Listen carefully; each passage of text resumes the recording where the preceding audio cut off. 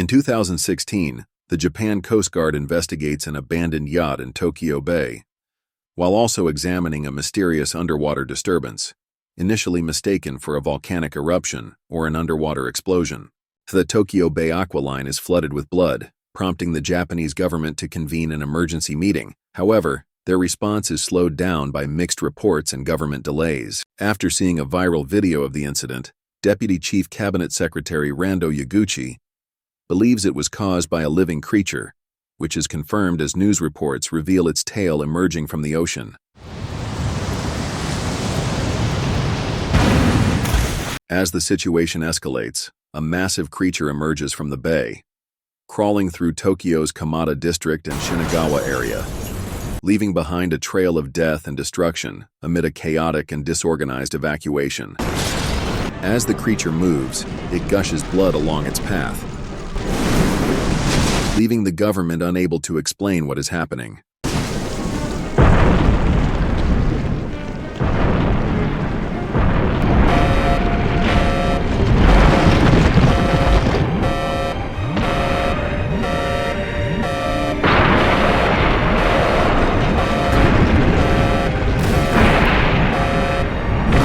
The monster rapidly evolves into a walking form, its grotesque body beginning to sprout arms. It lets out a bone-chilling roar during the horrifying transformation.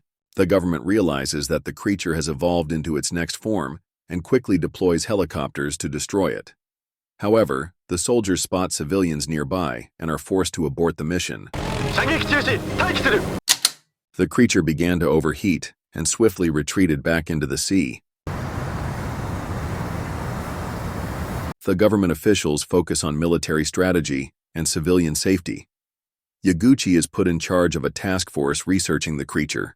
With high radiation readings from the creature's path, the task force realizes that it is energized by nuclear fission. The U.S. sends a special envoy, Kyoko Ann Patterson, who explains that Goro Maki, a disgraced anti-nuclear zoology professor, studied mutations from radioactive contamination and predicted the creature's appearance. His warnings were ignored by American and Japanese scientists, and the U.S. stopped him from sharing his findings.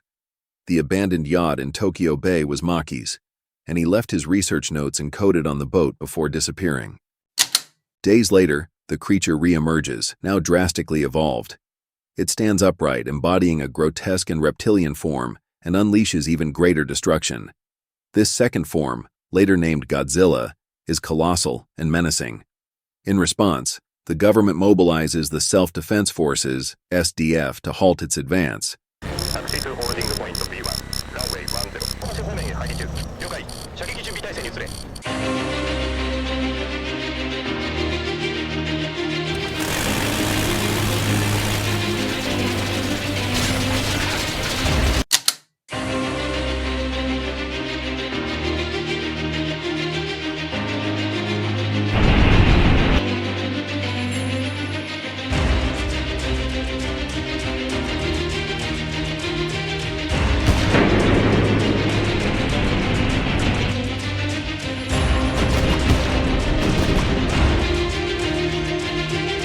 Fighter jets unleash precise missile strikes from above, while tanks and artillery bombard Godzilla on the ground. Despite the relentless assault, the creature's impenetrable hide renders the attacks futile, allowing it to march forward undeterred.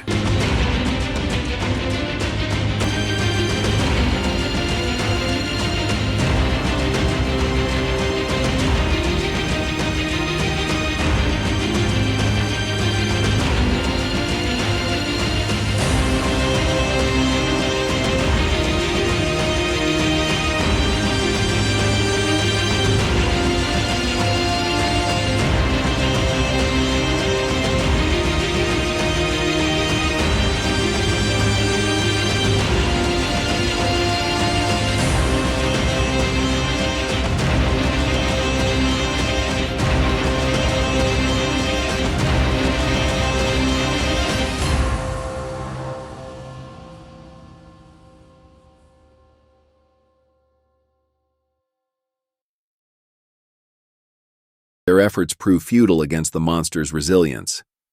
Undeterred, Godzilla rampages through Tokyo, leaving a trail of devastation in its wake.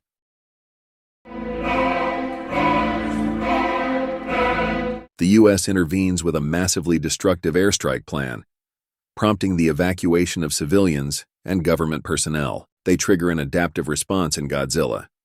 When B-2 bombers strike it with heavy ordnance, one of the bombs causes significant damage to its dorsal fins. This injury pushes Godzilla into a heightened state, preparing it to retaliate.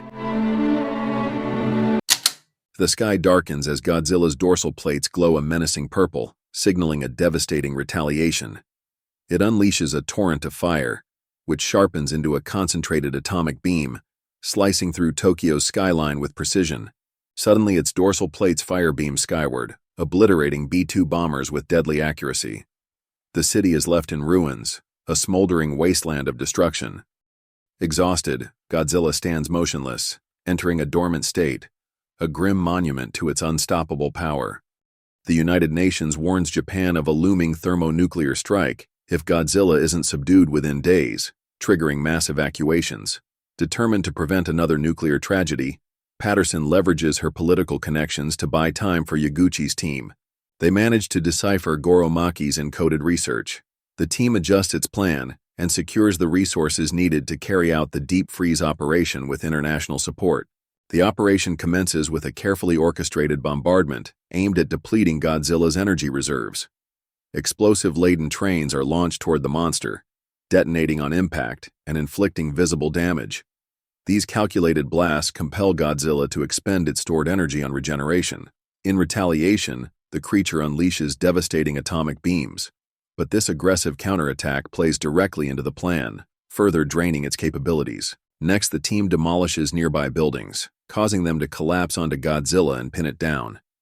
Specialized vehicles equipped with pumps and injectors move into position, and workers pump the coagulant directly into Godzilla's mouth while it is restrained. Once the coagulant spreads through its body, Godzilla begins to freeze from the inside out. The operation successfully stops the creature, leaving it immobilized in a frozen state.